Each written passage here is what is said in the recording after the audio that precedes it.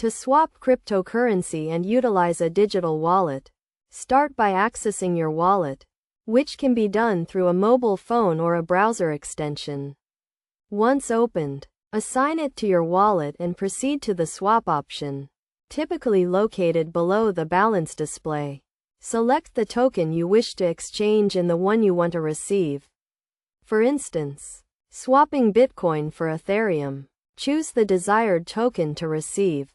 In this case, Ethereum, and the token to pay with, which is Bitcoin. Then, enter the amount you want to swap, considering the equivalent value and any applicable rates and fees. If the balance is sufficient and the terms are agreeable, confirm the transaction by clicking the swap button.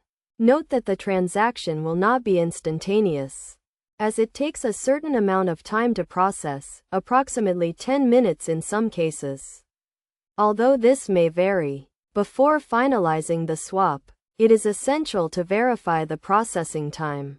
After confirming the transaction, the tokens will be exchanged, completing the process.